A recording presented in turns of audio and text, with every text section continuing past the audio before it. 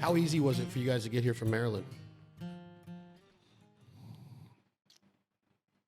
I mean, we got on a plane. It wasn't very hard. It was a 10-hour flight. It's a little challenging, but got a good night's sleep, and we're here. So you're being a smart ass to start this deal off right away. Is it because you're tired? That's kind of a dumb question, really.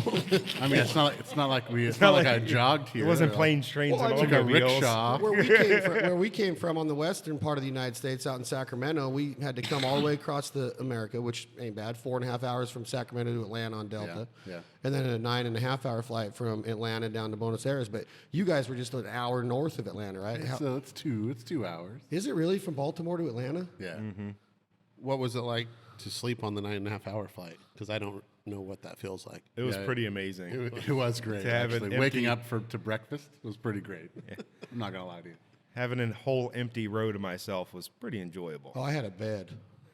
Well, not all of us fly first class like the legend Chad Belding. Yeah, this life isn't for everyone. Everybody. Everybody, sorry. Ain't for everybody. Say it right. This life ain't for everybody. This Got it. life isn't for everyone. Sponsors he's got. Yeah. Rocky, thank you for the first class seat.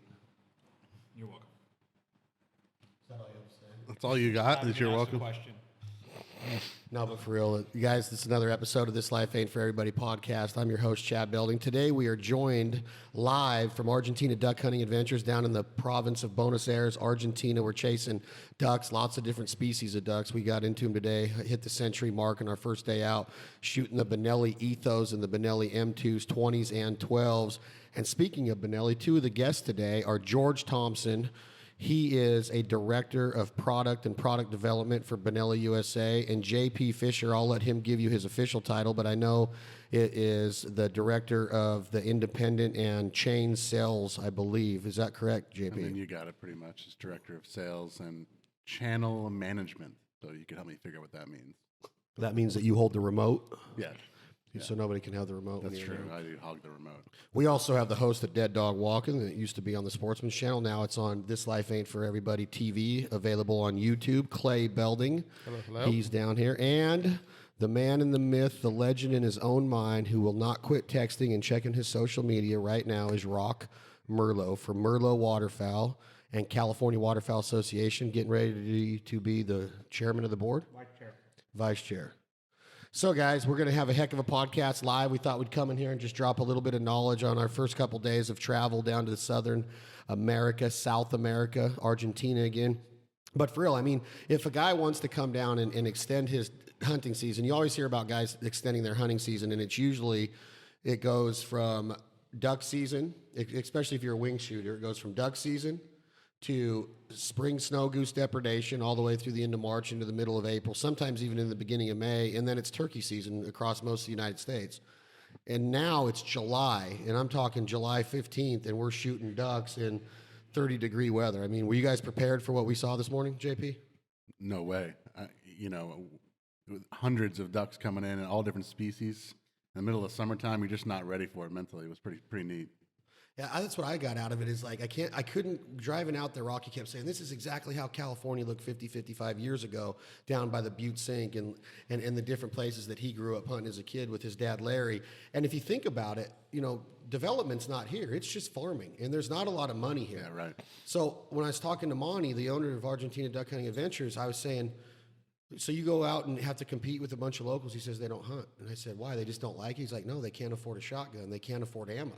So think about that. You have this resource right here with all these ducks, and the locals cannot flourish off of it or even participate in it. And it makes you really humbled by what we have going on in the United States with, agencies and conservation groups such as Cal Waterfowl or DU or Delta, whatever it is. You get new people involved, we have a chance. That was kind of cool to hear that, or not hear, but that made me feel like, hey, in America, we don't have that issue. We get an opportunity to hunt. And George, talk a little bit about that, how vast this place is and how big it is and the access that we have. It's unbelievable seeing how much country there really is down here. It is pretty unbelievable, and I mean, I made a comment this morning that if they were to abandon me in the middle of that field, I had no idea which way to go, or I didn't think I'd find my way back because it is just huge land, And we drove for 30, 35 minutes down dirt roads and through gate after gate after gate, and really secluded, really out in the middle of nowhere, but totally worth it when you get out there and you see the number of birds. Yeah, and I want Rocky to talk a little bit on this little next subject. But Rocky, talk a little bit about what you were seeing out there and the way it was making you feel, because to go from hunting a place as historic as the Butte Sink, which is kind of the heart of duck hunting, in my opinion, in the Pacific Flyway, the rice country of California, the Butte Sink, all of the historic duck clubs down there. You and Monty are actually both members of duck clubs in the Butte Sink. Is it bringing back memories, or does it make you like want to come down here and be a part of this like how it used to be, the glory days of duck hunting in California? Yeah, it was like that feeling this morning when we were going out in the dark, and that witch grass and the tules and the little potholes that you're driving around in the fence lines, and these gates. I mean, like you said, we were going through gate after gate. There are no locks on them. There are no hunting and trespassing signs anywhere. And the grass is just kind of wild on the road edges. And then there's these indentions all over that have this natural pond look-like appearance. And there's just ducks sitting everywhere. I mean, you're driving by them, you're looking at them off to the right, you're looking at them off to the left. They have their little upland game running around on the road. There are hawks sitting on the fence lines. And there's nobody out there. I mean, all day today, out in thousands and thousands of acres that we're in, we saw one gaucho on a horse, come by and check his cattle. And heard zero shots. And you heard no shots. I mean, you're not going to hear a shot. I mean, so it takes me back to when I can kind of basically remember my early days at Llano Seco out at the Mallard Ponds with my dad. I was 8 years old out there, and it was just open rangeland like what we saw today.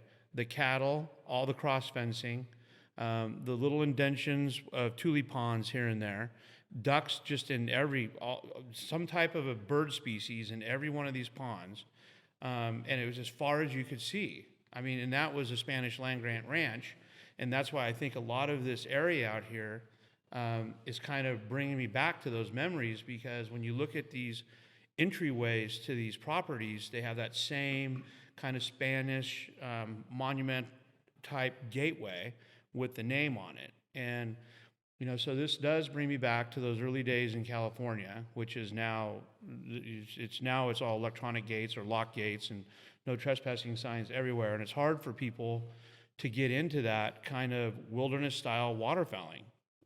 That's just open space.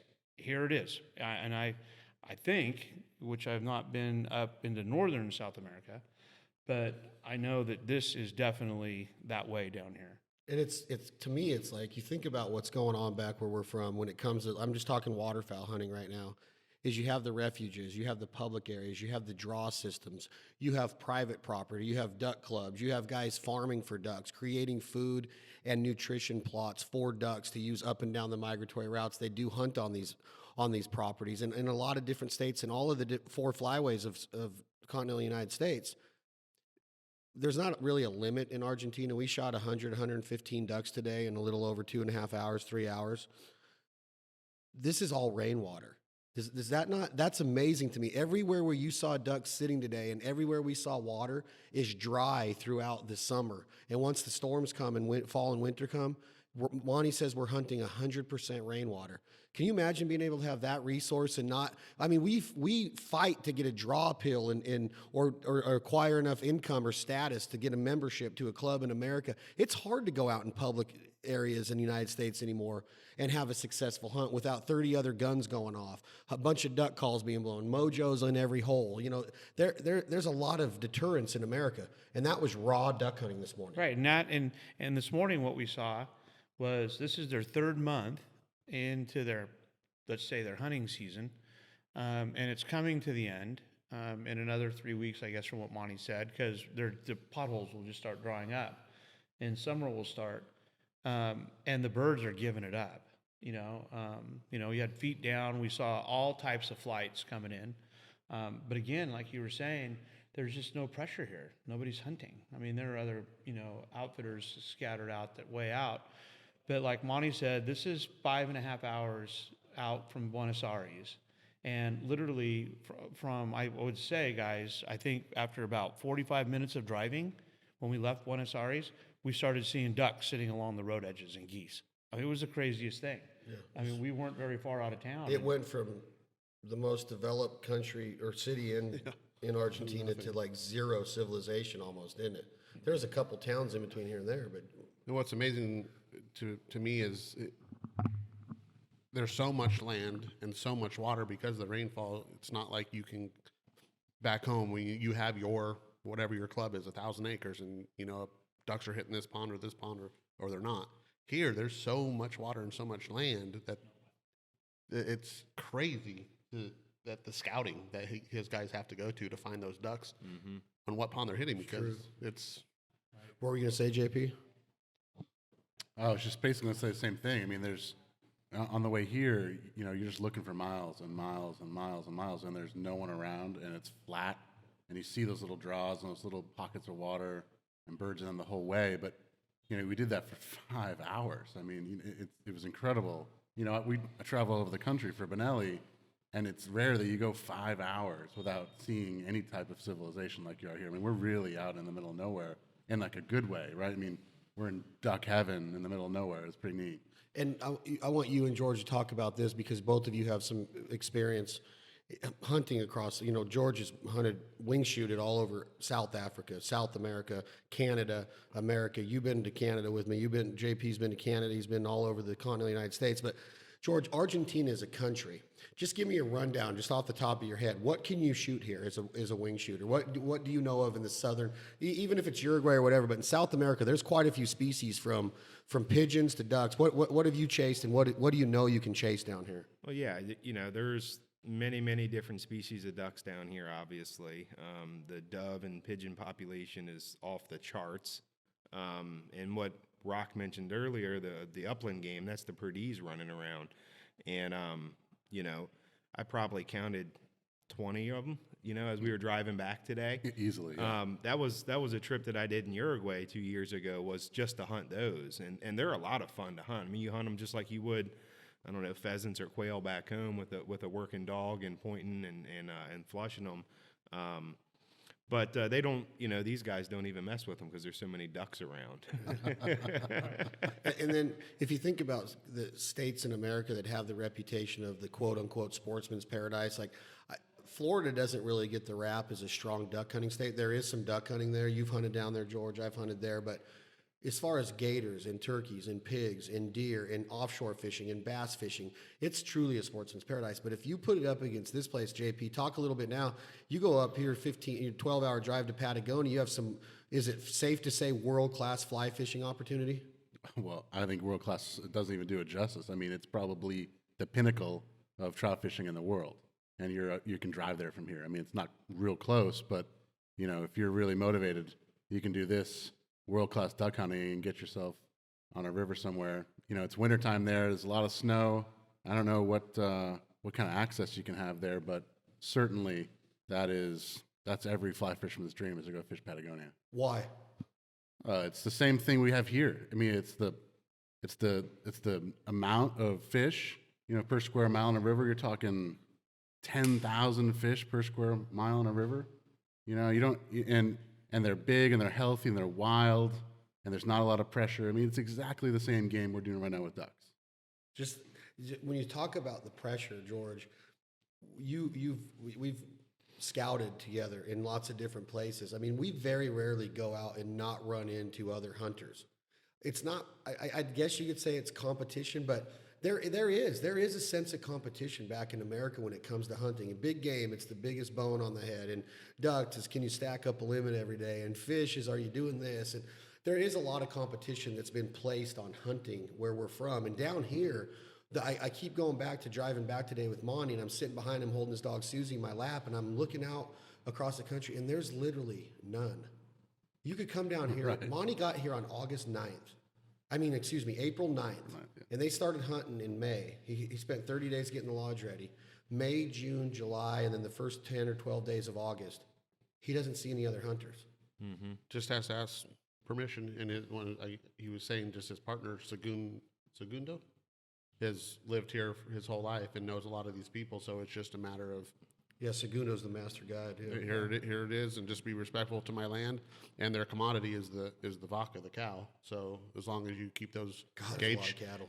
gates shut and you respect their cattle, they'll let you hunt. So And you noticed we, which oftentimes in California, these guys get lazy. And what happened with back then, when gates arrows started getting locked, guys were leaving gates open. They have so much cattle down here. Yeah. I mean, 5 hours of nonstop cattle herds we saw. Yeah, right. And I mean, every gate's shut, but no gate has a lock on them. Yep. And as we went through the gate and out of the gate, even if we were only through the gate for 4 minutes, 5 minutes, we didn't leave the gate open. No. They locked the gate right behind us. And that kind of respect goes a long ways down here. Yeah. But if you look around, I mean, in all the towns that we went through, on the roadways that we were on, we saw no police. And then when we asked Segundo, I mean, is there cops around here? And he goes, no, not too many. Well, is there ever a problem? No. There's no problem in the country. Only problems are in the city. And so they live out here and things are left open. I mean, our stuff is safe. You feel safe around here. The people are, very nice. I mean, it's not like going to some other remote places that we've been to where you have to lock everything up. You don't feel safe. You stay inside. Just look at our friends that all go through Vegas hunting and their stuff gets broken into there, and all their guns are ripped off. This here, it's nice out here. And that's the reason why I started by asking you guys that question on how difficult or what did it take to get here, is that it's not much. No, it's not. Like, if you can afford it, and let's talk about breaking the price of it down. Monty said if you're economical flyer and you get a coach seat, you can get one for $800 round trip to come down here. And then you can go on their website at ArgentinaDuckHuntingAdventures.com and look at the packages that they have. But if you save up and you come down here and you get to experience this, it's July. It's June and July, guys. We came from 105 degrees in Chico, California. I've been at the lake every weekend, every Friday, Saturday, Sunday with my daughter and Clay and Chase and the family. And we come into this and we're hunting ducks. And to me, that's a cool ass feeling that we're together again. We've been to Canada, we've been all over continental America, and now we're together again in South America, in Argentina. Beautiful ducks too. Those rosy bills are sick. Yeah, they're cool. Neat. They're neat. They're way cool. And they're smart. They're very smart. I mean, yeah, they were sitting there picking us off earlier, and we had to go do some blind. We adjusted. Readjusted. We got them. Yeah, because they were picking us off literally. I loved how much experience we had in that blind today. And we sat there and had overcast with little wind. And in America, you very rarely even want to go out duck hunting in those conditions. Yeah. And then the sun comes out, but by that time we're like, well, let's cover up. We're like, hey, let's, they're picking us apart. Well, with no wind and clouds and no shadows or anything, they just sit up there and pick you apart. A duck is a duck. Yeah. They acted like Yes, ducks when South that America sun came ducks. out and that wind blew. That just shows you that everything that we talk about sunshine and shadows and hiding and not underestimating the knowledge and the vision of a duck and being covered and concealed the right way, not taking any of that for granted and making sure that you cover all those pieces of that puzzle. You saw it, George, right? You saw the difference with the sunshine came out as opposed to the clouds early in the morning, yeah? Mm-hmm. I sure did, and yeah, I saw the difference, and you're welcome for covering the blind up properly. You did make the comment. I know you did. He is trying to be comic relief right now, but it is true. He did say, "Hey, let's pull some of this stuff over," and I was just I wasn't focused on that because I was laughing at how poorly George was shooting and. Well, yeah, we shot it. That's low. We shot 100 ducks. We don't need to talk about how many shells we went through, do we? No, 101. I thought that's what we counted. The word pressure was used before, George. The word pressure was used as far as performing and Monty back in the truck and seeing how slow it was because of the conditions. And Roc mentioned how late in the season it is. We only have a couple weeks left of a 3.5 month season. Being the director of product and product development, and you're out there with the guns that you helped build, you helped design, you helped see from the beginning infancy stages all the way through now as go to market with them, the Ethos, the M2, the Super Black Eagle 3. does it amaze you still to see how they perform? I'm not kissing your ass. I'm not saying this because you're our sponsor, but we were shooting round after those barrels were hot on those Yeah. on those ethos. Does it surprise you, or do you feel pressure like if one of these things jams, these guys are going to? Because I'm responsible for this partly, right? That's what. Are you thinking that way? Well, of course, I mean, yeah, the guns were hot, they were dirty. That this Argentinian ammo, I don't even know what brand it is, but it's dirty. It doesn't shoot clean at all, and it's pretty low velocity stuff. But there's always a lot of pressure when the cameras are running to make sure the guns are running smoothly. I'm pretty blessed in that I'm a part of the best shotgun manufacturer in the world with Benelli, and I've got all the confidence in the world in every one of our products that we put out in the market because, we're down here in Argentina, but this certainly isn't the first high volume shoot these guns have been on. When we were developing Ethos. One of the things we did was a South African high volume hunt for the rock pigeons, and we were shooting thousands of rounds in a day after day, not cleaning them anything like what these guys do. Those guns were abused badly, but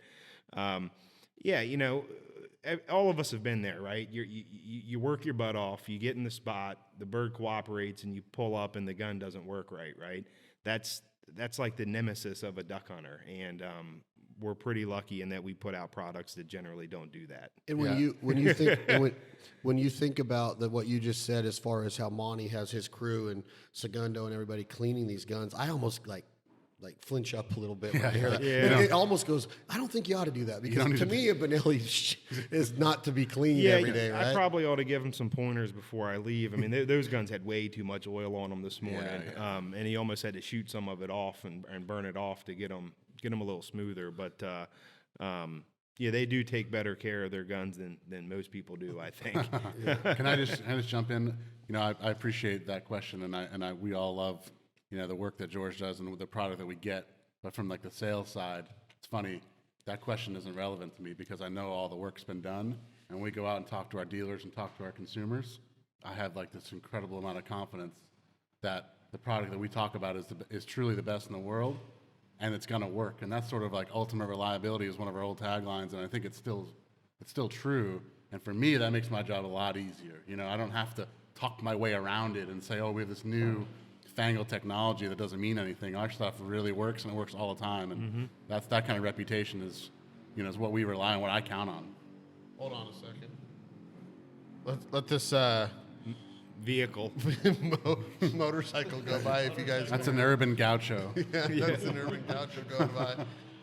No, but keep saying that, Jay, because it is true. Is if you work in the position, and I do a lot of this for our brands, is going out and representing our product that we put out there, whether it's a TV show or this podcast or social media content or whatever. I can't go into a meeting with you guys at Benelli and Maryland and Tim and Tom and sit down and look across the table and say Benelli should be the title sponsor of what we do because we're the best. I couldn't do that if I didn't have the confidence like what you're saying. When I know what Clay and Tom and Tyson and all of the guys, Josh and the guys back home are doing, and I can take everything from a media kit to a print ad to a TV show into somebody and do it with that much confidence, it makes your life a lot easier. Oh, no doubt. No doubt. I'm so happy to have Benelli, as on the shirt every day because I just wouldn't want to be in anyone else's shoes. That's for sure. And then we got Rocky over here, who when I met him a couple of years ago, he didn't wear bandit. I'm not afraid to say it. He wore Beretta everywhere, and we've turned him. I mean, he's a straight Beretta guy for a long time because his dad, and he hunts with a lot of guys like the Cinos and different families in California that have been pro Beretta for years. Beretta is influential in California. Sure. They are. And the Beretta family of guns is strong. Yeah. But talked about that a little bit, Rocky. You've made the transition now, and it's hard for you to even pick up the Beretta now, or are you in love with, I know you love the M220 gauge. Yeah, well, no, I did. When I got a hold, I'd always had a Benelli Super Black Eagle, but I was just so used to shooting the Beretta and that feel. And then when we got into the goose hunting heavy, about 7 years ago, we started shooting the SB1 with the 3.5s, and that was just the go-to gun for the geese. And then when I met you, I was still shooting that, my 301, but then I got my hands on that M2 that day. You and I and John Carlson were in the blind, and I shot that 8 for 7 in front of you. 8 for 7? Yeah. You shot 8 birds with 7 shots? No, 8 shot, 7 birds. 8 for 7. that would be 7 for 8. Yeah, 7 birds for 8 Yeah, shots. yeah. 8 for 7. Yeah, just sounds like better. you said, 8 for 7's way better. Yeah. So, I was impressed for a second. I was like, damn, he doubled up. no, I mean, I'd never held the gun.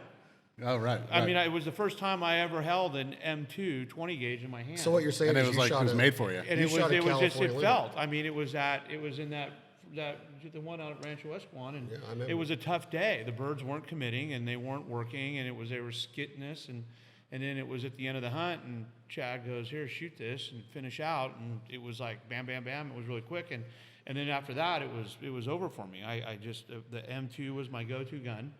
And then last year, I got my hands on the Benelli waterfowl 20, which in my opinion is probably the best duck gun that's on the market today. That gun is sick, and I held that today. I shot your guys' 20 gauge, and it was. I mean, even though I just had shoulder surgery, it was light and it was a good fit for the day, and the action was quick.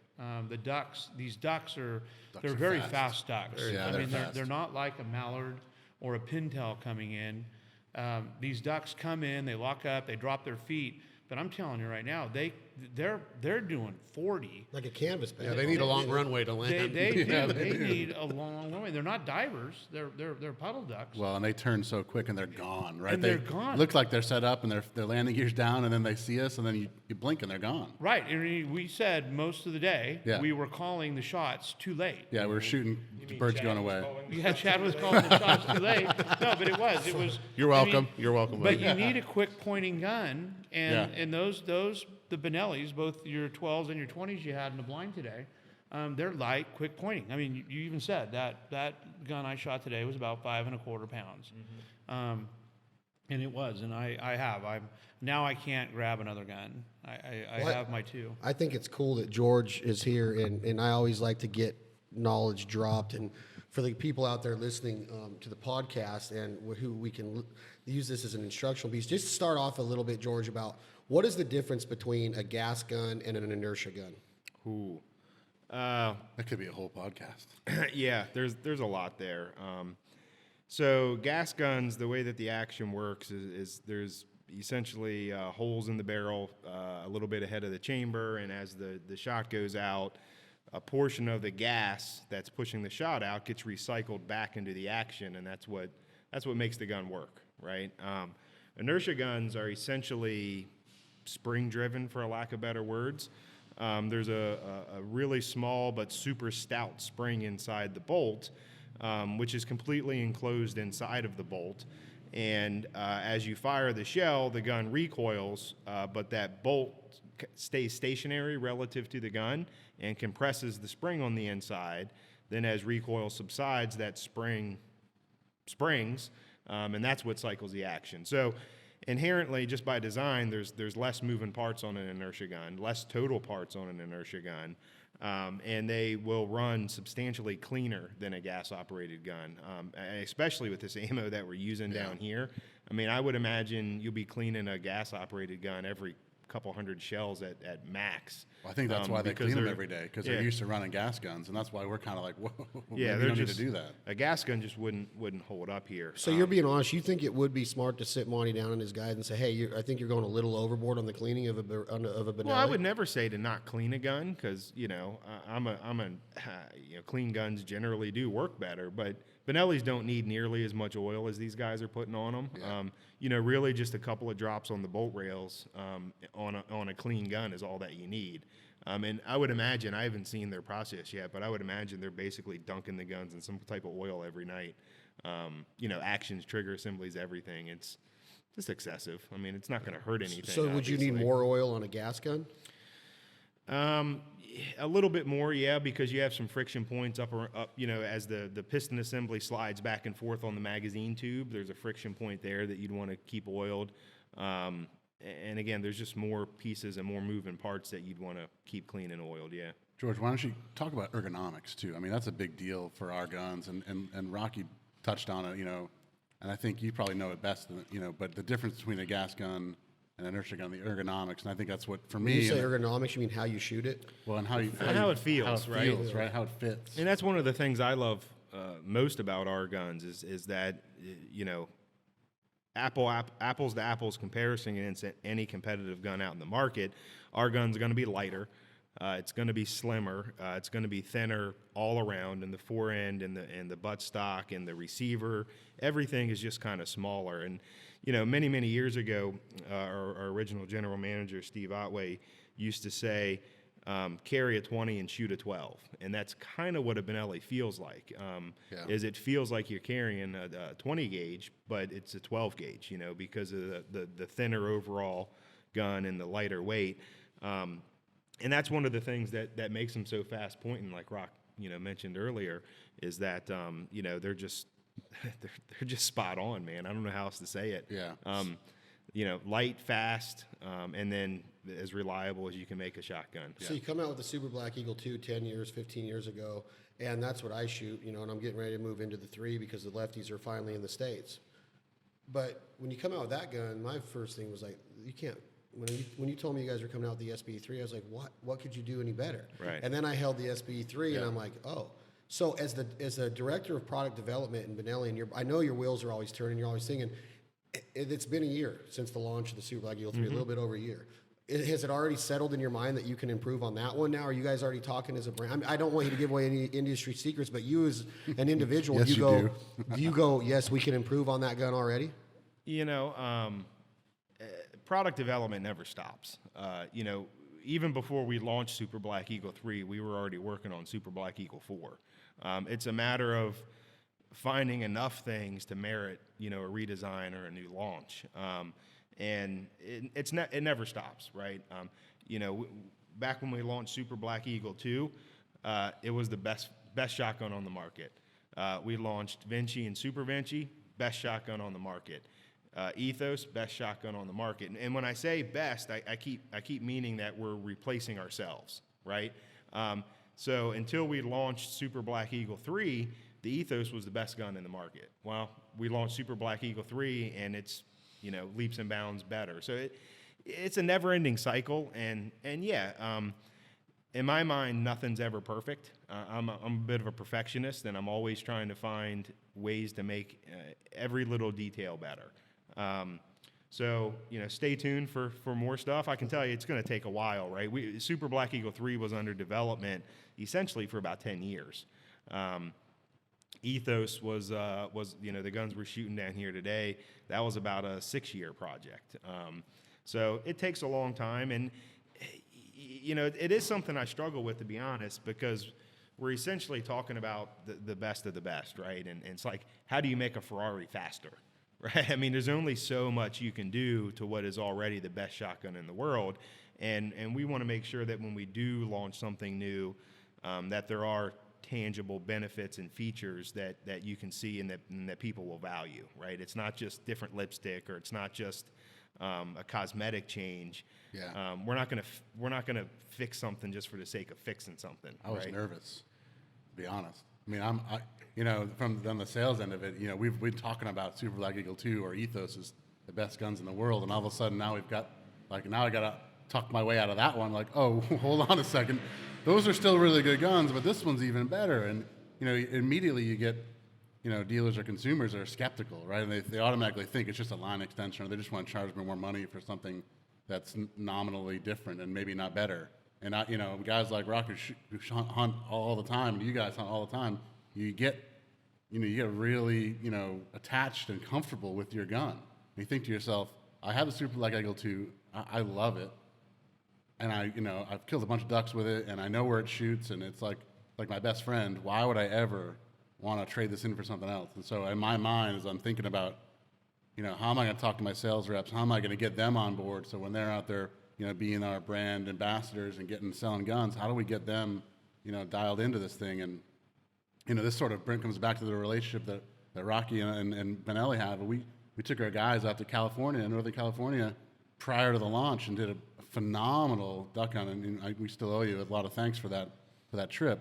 But the idea was to get all of our sales guys out there, and we made them. I'll never forget this. I'm sitting in the back of the truck, in the morning, and we're getting ready to go with our guides, and I've got the big box of ammo, and I'm handing ammo out to guys, and they were like, I'm like, here you go, 3.5s, and they were like, oh, no, it's all right, I'll just shoot 3s. I'm like, no, you're missing the point, guys. Like, this gun, this design, and back to the sort of heritage of Super Black Eagle is it shoots 3.5s, and that was the sort of the test that got all of us completely on board. We did a phenomenal hunt in the morning. We came back, had a meeting, and I said to every one of our guys, okay, well, what do you think? And they said to a guy, guys were like, look, I had to double check the box. I couldn't believe I was shooting 3.5-inch magnums at ducks and geese because it shoots so soft and it shoots so well. And that was the clinching point for everyone, where we're all like, man, this thing is leaps and bounds better than a 2, and we've really got. It blew my here. mind too. And you talk about the recoil of a gun shooting a 3.5-inch with that much energy behind it, and that can shooting a lot. Because you shoot 10 specks a day in California, 25 snow geese, and 7 ducks. That's a lot of wear and tear on your shoulder and your gun. But it's what is it? 6.5 ounces lighter than a 2. It's about a 1/4 pound lighter. About a 1/4 pound lighter than the 2 with less recoil. Yeah. And the testament that when I hear you say the word test, when you guys are out there testing, there's 2 testaments in my mind to the Benelli brand. Tell me if I'm wrong, George and JP, is that one, you have the Rockies out there that are loyal to the brand. And when you launch a new product, they're probably going to, they can afford to go buy a gun. Right. Benellis aren't cheap. They're not the most expensive guns in the market, and they're not the most inexpensive guns. They're priced anywhere from $1,700 to $2,100, somewhere in that price range, okay? Give or take. How does a brand like Benelli get the 18-year-old kid to buy in to the Benelli lifestyle, the Benelli quality, the reliability? And that's the other testament to Benelli, is that kids are like, you talk about Burning Man. You have all these rich people that go to Burning Man and they can afford a ticket every year. And Burning Man's a big festival, any music festival. Then you got these kids that save all year to nickel and dime that ticket together, but they're going to go to that concert. And that's what this is they're starting to save their money and their chore money and their first job money because they want to get that Benelli. Do you guys know that as a brand when you go into marketing and sales? Or is it something that you're working to get more of? Or do you guys feel that younger generation is starting to say, hey, we're going to save our money for a Benelli? It's funny because we talk a lot about who our customer is, right? And our customer is everything from that, teenage just ate up with duck hunting kid all the way up to doctors and lawyers and pretty affluent people, and it's at some level it's challenging trying to create a marketing plan or even a product that covers both of those guys. It's one of the reasons we have so many different guns, right? Is something for everyone. But in the big picture, you guys know this far better than I do, but in the big picture, by the time you invest in gear, whether it's waders, bibs, jackets, decoys, calls, ammo, boats, lease, dogs. whatever it is, dogs, the gun is it's an expensive firearm, but you don't want to come out here and have a malfunction, right? I mean, your decoys are going to float. Your dog's going to be a dog. You're going to be warm in your clothes. You didn't do all that effort, right? Getting up at 3 o'clock in the morning or scouting all the day before, get up, drag everything out there, set it all up to have your gun not work, right? I mean, these guys, the guys you're talking about, these younger guys, the kids, if you will, that are just ate up with the duck hunting, they're buying the best tool for the job is what they're doing, right? That's why they buy your gear, right? Because they're buying the best tools for the job. They want to have a pleasant experience, and at the end of the day, they know that it's a value to buy one of our guns that's going to work forever versus some other brand that they're going to replace in a couple of years because they've beat it against the tree because they're so agitated with it. But we work really hard at maintaining that aspirational status, right? I mean, we take really a bunch of pride and a lot of care in that Benelli brand, and I'm not just saying this because we're sitting here with you guys, but that's the reason why this all exists with you and Bandit and the Foul Life, and the whole thing is, as a group, and we really take care of aligning ourselves with the right people, the right brands, and so that, like the example you use where that kid is, saving up his chore money to buy a gun, he probably watches your show, he probably listens to this podcast, because he's young, and the old people don't do that, but that's the deal, and You're saying that old people can't hear you? What? Birds out left. Two on the left. But we Rocky really just flipped me off. but we really want to maintain that status as being aspirational. You know, even if you can't afford one right now, and maybe you can't buy one this season, you know that you really want one, and that's really hard because if we can't keep our status to that point where even if you can't afford one, but you always want one, that's the key to it all. Because eventually, when that bonus check hits for, you know, or that overtime money they get, or whatever it is, whatever that money gets in their pocket, and they know they've reached that number, they're going to go buy the Benelli. As long as that bonus check is not the Jelly of the Month Club, Clark. That's the Gift gift that that keeps keeps on giving all year. all year. I think, Chad. I think the hunt that I flash back to, where those Benellis really shined, was that January 3rd hunt that you and your friend Massini came up from with Mendez. Yeah. And a couple of we did that 11-guy goose hunt there, off of Aguas Frias, and we shot 107 geese in about an hour and a half. 147 in about an hour and a half. And when we were done, we had to pull all of our equipment out with full track rigs.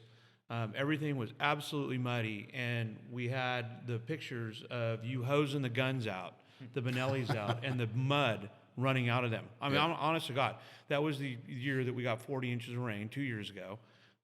That was probably one of our most difficult seasons, and I'm on my back hunting out in the mud almost every day, and it was the Benellis that we just had to just keep hunting, plugging through it. They kept shooting, and we had a lot of issues with other guns. I'm not saying we didn't have issues with them either, because we were in so much mud, but hands down, the performance of them was consistent. And that was the proof right there. That day was the day. And I think that it's if you think about everything that you guys do, from product development to the sales to what you're talking about, the people that you align yourself with, I think that there's a lot of strategy that goes into a lot of it. Obviously, there is strategy that goes into what he does with product development. Yeah.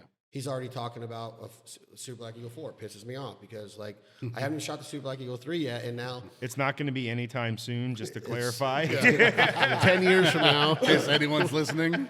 But you think about all the strategy and all the moving pieces that it takes to get this, what we're talking about. You're trying to get somebody to go and entrust in your brand when they go and they tell that guy behind the gun counter, I want that Benelli M2, or I want that SBE3, or I want that Ethos, or that even your 828U. I shot it at Pheasant, North and South Dakota. It's awesome. What you guys do is harder, in my opinion, than it looks. You have to have the product, and you have to have the messaging, and most importantly, you have to have that confidence to go out like what you're talking about and have that 18-year-old kid spend $2,000 of hard-earned money to where he's not going to come back and feel slighted. Right. And to me, that's a big responsibility. Right. And that's what George is saying. There's a very high expectation from our customer. You know, the products are expensive. We don't hide behind that. And frankly speaking, people expect them to work, and they darn well better, you know, because of the high expectations around it. Yep. But, you know, even with all of our marketing and messaging and all the different stuff we do, you know what our best sales tool is for any of the Benelli products? To shoot it. It's guys like Roc, you know, that firsthand experience and telling his friends, you know, hey, I bought a Benelli, you shouldn't buy anything but a Benelli. And it's that 18-year-old kid that bought one and then tells all his buddies how awesome it is, you know, and he's laughing at them when their guns are malfunctioning in the blind. Or he's cleaning up all their birds. Right. I mean, that's really the secondhand testimonials, you know, of our actual customers are what I like to see and what I like to hear about. And that's really one of the most motivating things to me, is just knowing how many people, perhaps it was a stretch for them to buy one of our guns, whatever it may have been, but just to hear and see their results and how happy they are with them afterwards. Well, that's what I was going to say. That's what I was going to say. Exactly that point before you jumped in is, growing up, we weren't affluent at all, and I remember going hunting, whatever it was, trucker hunting, sage hen hunting, and a very little duck hunting. Growing up, we were, you know, doing western stuff out in the sagebrush. I remember guns always, you know, having my dad having to come over and take barrels out because a shell was stuck or whatever it is. You know, you get so frustrated. And that first time where you get a gun that you go, holy crap, I went a whole day or a whole week or a whole month, whole season without having to do anything. Not a single malfunction. Yeah. It's like it makes you a believer. And on the other side of it is that sorry, Rock, but we have a lot of people that will, I don't know if they're quote unquote haters or what, but they'll call in or they'll write in and say, must be pretty easy to shoot a $2,000 gun when they give them to you for free. It's easy to tell somebody that it's the best gun in the world because they're paying you to say that. And you hear that a lot in advertising and marketing and messaging is how authentic is Dale Earnhardt Jr. when he tells you to drink Mountain Dew? Are they just giving him millions of dollars, or does he really believe in what Mountain Dew does for him? Is LeBron James really know that if he couldn't be the same basketball player in a pair of Adidas as he is in Nikes? You know, this whole endorsement deal, this whole brand, this whole type of marketing with celebrity or what endorsements or ambassador endorsements or people you might go out and give a discount to a gun to, or a rider like Skip Knowles comes down and he shoots a Benelli and you guys have a friendship and you might give him one on the side, he writes an article. That's not how it is. These guys are writing about Benellis because they're coming out here and they're putting them through this testing. We're hunting 100 days or more a year in all different conditions, from the hottest days to the coldest days to the driest days to the wettest days to the frozen days. It doesn't matter, that Benelli performs. So I want to make sure that people understand that, yes, we are a partner to Benelli. We do have a partnership and a sponsorship with Benelli, but we truly believe in the product, because we couldn't do what we do and produce what we do if we were cleaning guns most of the hunt, or our guns were malfunctioning most of the hunt. And to have that confidence when those mallards come in, George, in North Dakota with Jordan Sargent, and we're laying, you were there, JP, and we're laying under 400 or 500 mallards, and I know you wanted to kill me because I didn't call the shot the first 7 flocks. But when they finally do it, and you do get that opportunity to enjoy, to witness and experience that spectacle, and you pull up and your gun clicks, that's when you go, oh, you know, you just, and with Benelli, you don't have it. Nope. You don't have it. And that is the testament, what you're talking about, that Rock was talking about with that goose hunt, is that when those specs come in and you know how hard you work all season, you know as duck hunters, you work all throughout the off season on your calling, your decoys, your dog training, your boat, your motor, your tune-ups, everything that goes in to being a good waterfowl hunter, a passionate, loving waterfowl hunter that respects the birds ethically and morally. And then you go out and you get to witness that maybe once a year, because we go through a lot of days where you don't get to witness it. And when it happens and your equipment malfunctions because it's not the right equipment, or you didn't do the due diligence in your process of picking it out, that's what we want to get through in our messaging, is we've been there and done it in every condition, and Benelli has never let us down. Well, and I'll speak for George here. I'm sorry, but I know we both agree. Equipment malfunction in a moment like that is completely unacceptable for us. Yeah. I mean, it's totally unacceptable. And that's why, that's why Super Leg Eagle 3 was a 10-year project, right? I mean, we're not going to put a gun out there just to launch it to make money on some sort of marketing campaign and worry about the if it works afterwards. I know that George and all his team and all the people that work on it, I know it because, like I said before, when we go out to our dealers and we talk to our consumers, I'll go back to the question you asked before. I don't think about that because I have the greatest amount of confidence that when someone says, oh, well, I had this one issue with this Benelli once, and when that happens, I'm like, really, send me the gun.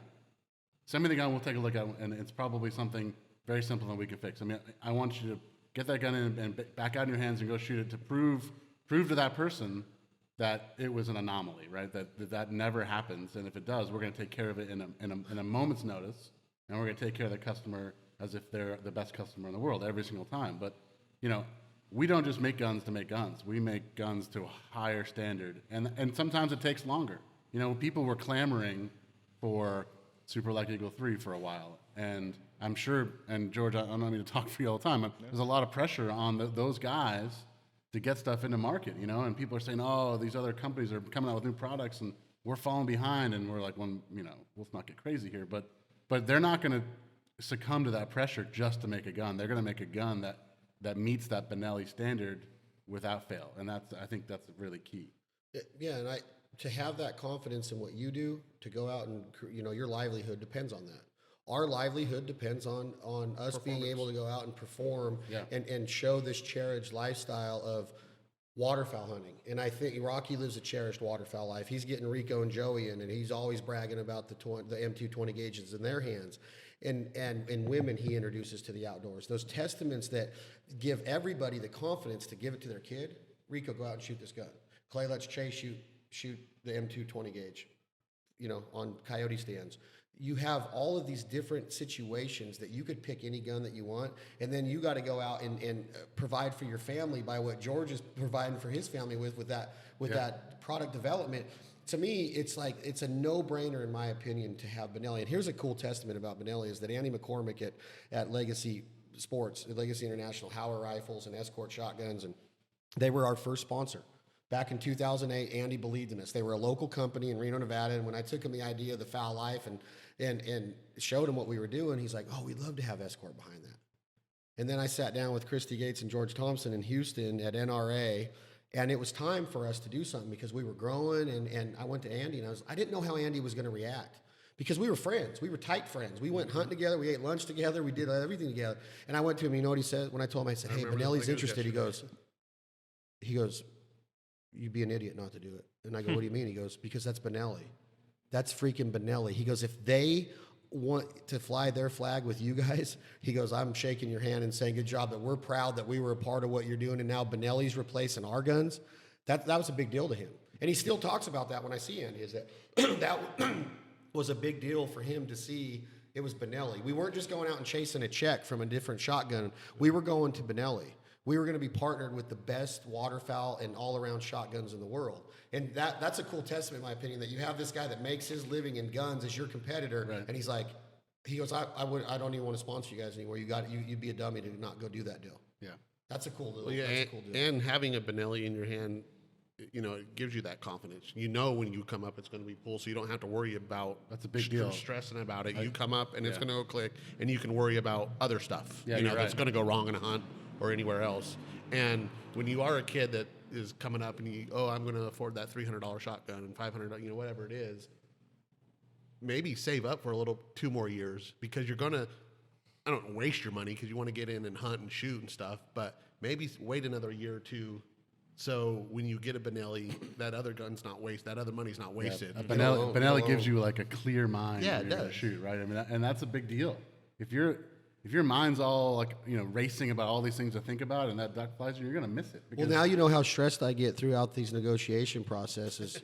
I mean, for real. We just now learned that? Well, yeah, no, but now, I know you've known me you know how I am. I'm very protective of our relationship and partnership and friendship with Benelli. And if for some reason you guys woke up in your marketing department and Tim and Tom woke up one day and said, our budgets are changing, we're going to Facebook ads, anything could happen.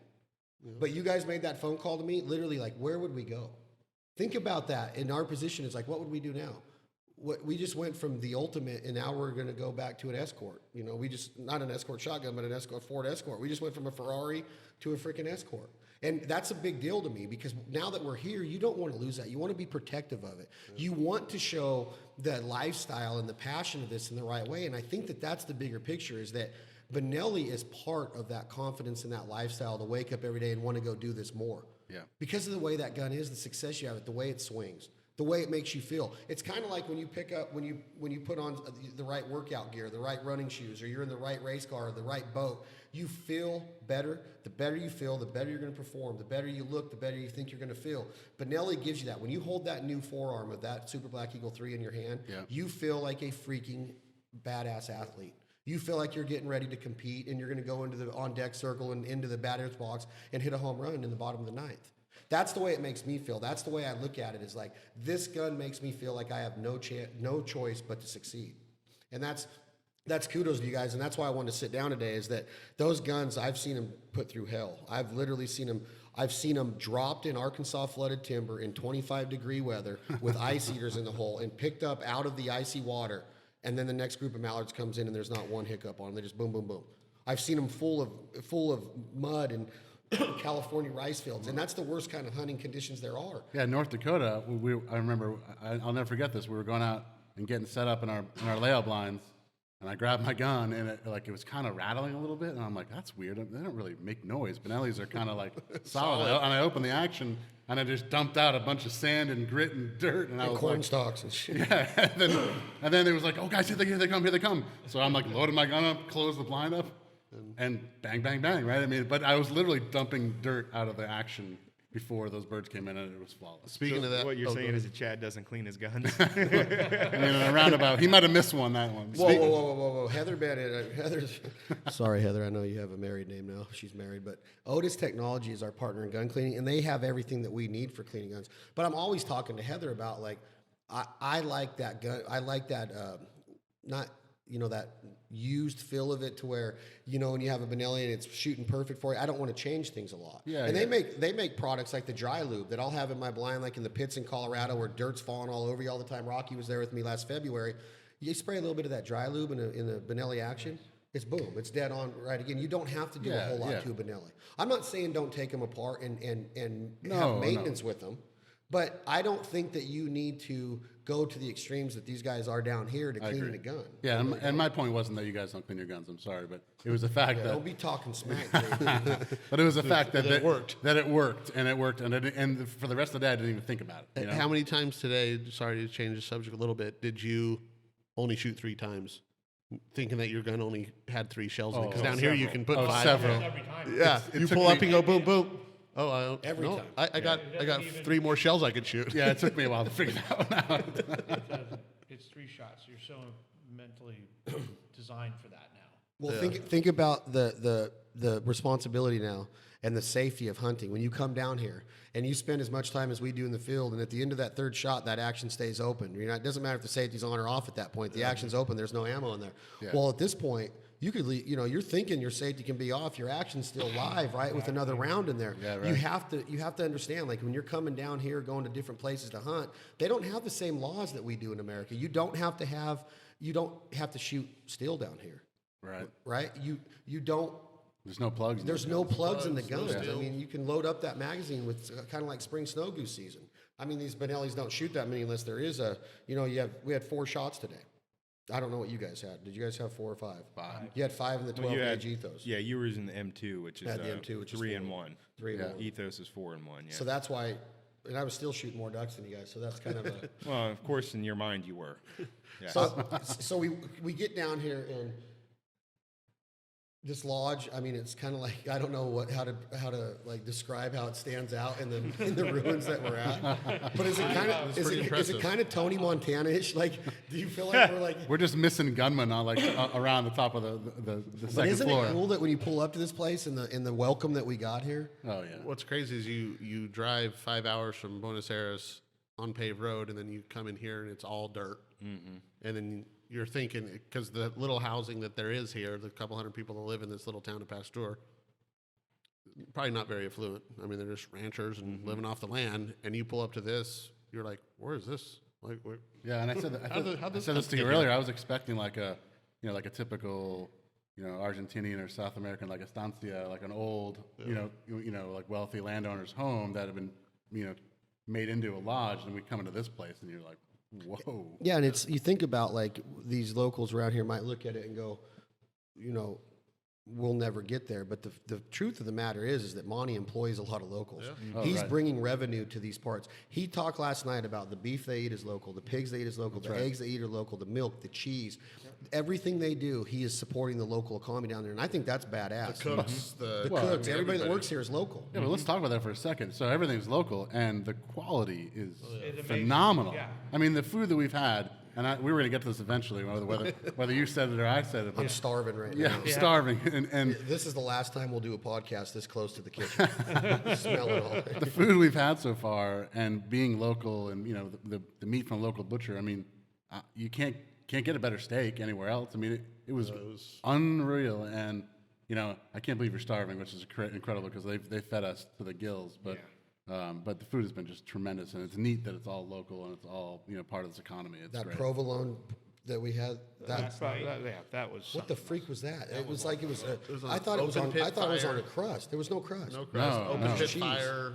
Open fire melted like a wheel of provolone that got melted down over like open flames. Like, is there any more? Because I could just eat that. I mean, and that wasn't even the best part of the And meal. die in 3 years, but Yeah, don't worry. it would be worth every bite of it. Every bite of It's it. like every single. We got greeted yesterday with what cuts was that yesterday that we ate when we got here, Rock? The steaks that we had yesterday. They were just big, like awesome ribeyes. I mean, they They were were like cooked to 3 perfection. inch thick, But Monty said ridiculous ribeyes. they were, or we're just having a light lunch. Yeah, light Yeah, that lunch. was the height lunch when we got here. 3-inch ribeyes, a light lunch. With Like garlic- I'm gonna hang out with Monty more often. What was your favorite? The smoked garlic mashed potatoes? Oh my though? God, I've I- never had anything like it. No, No, that pork belly last night was my favorite. Well, No, pork the belly is meals great. here are 5-star, and the olive oil was 4.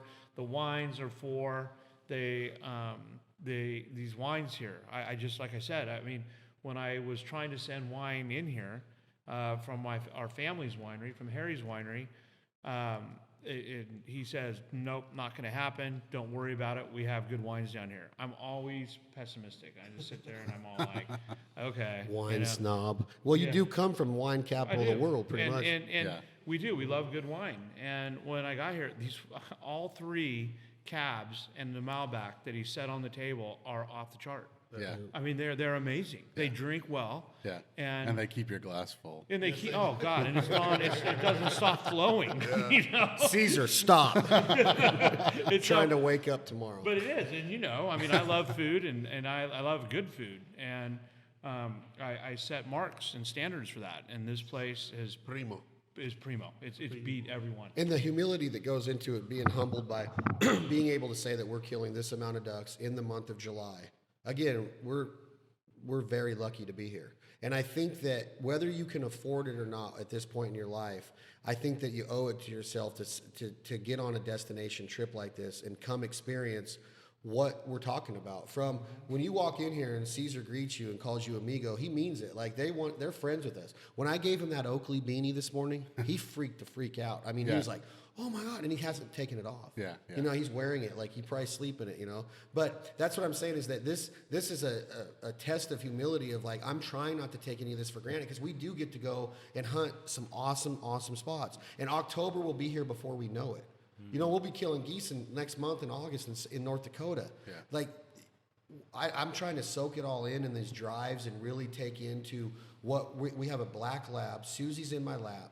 It's 100 degrees in Chico, California, and we're killing 115 ducks in a couple hours in Argentina today. Yeah. And I think that that's really what the gist of this whole conversation is, that the passion that you guys have for the product development, the passion that Roc has for his operations, almonds and walnuts, and his farming and his waterfowling in California, and what Clay does in the predator market and his kids, and what I do with the Fowl Life and Bandit, and how it's all come together. For one reason or another, it gelled. And now here we are sharing friendship and camaraderie with the guy, Monty Baldwin, that graduated in 1970 from Worcester High School with my dad. They were best friends in life until my dad passed away. And now Monty's been affluent enough and successful enough to be able to come down here and do this and afford us the opportunity to bring Fowl Life and Benelli and Merlo and Bandit down here. Well, that's awesome. I was going to comment on this earlier. As the guy who's trying to get here, I mean, like you said, $800 for a plane ticket, and yeah, you got to pay a daily rate to Monty. But if you think about it, all the gas you spend all year going public hunting, if you are able to go to a couple states and try this, my buddy said ducks were here. I'm chasing the migration here. You're spending a ton of money to go shoot. For the average guy, maybe 200 ducks a year. I don't know.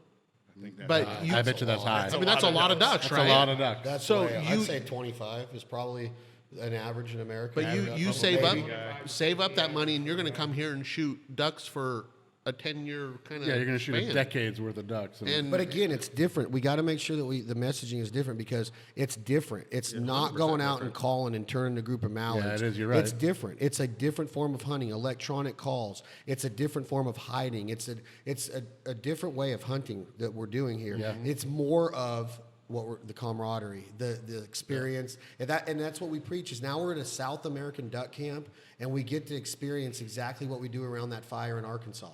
In just a different way, with Right. new friends that don't even speak English. Yeah, right, The language barrier down here it's bad. Yeah, it's serious. It's serious language barrier Yeah. down here. I mean, my little bit of Latin-based Italian knowledge is not even getting me through here. They look at me like, shut up. No, we do a lot of hand gesturing. And gesturing. But guys, I'm proud of it. I'm proud that we're here. The friendships and everything that we do, I just wanted to jump on. We're going to jump on every day and do a little hour and a half here just to talk about our experiences during the day. But from the travel to the arrival to the food to the individuals that have greeted us, to the hunting today, to every single thing that we've experienced so far, and we're talking 48 hours. It's been pretty memorable already, yeah. Yeah, for sure.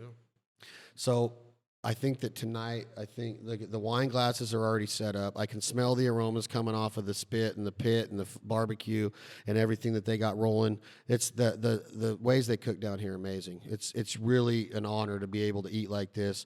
This Life Ain't For Everybody, live from Argentina duck hunting adventures. Monty Baldwin, good family friend. For Rocky Merlo, for George Thompson, for J.P. Fischer, for Clay Belding. This has been another episode of This Life Ain't For Everybody podcast, brought to you today by our great friends at Benelli USA, the Ethos, the M2, the Super Black Eagle 3, the 828U. Check out their website, pick out a firearm, get to some kind of event where you can test them, put them on your shoulder, see the difference, and then just trust the reliability. I'm Chad Belding. This Life Ain't For Everybody, live from Argentina. We'll talk to you all tomorrow. Thank you very much.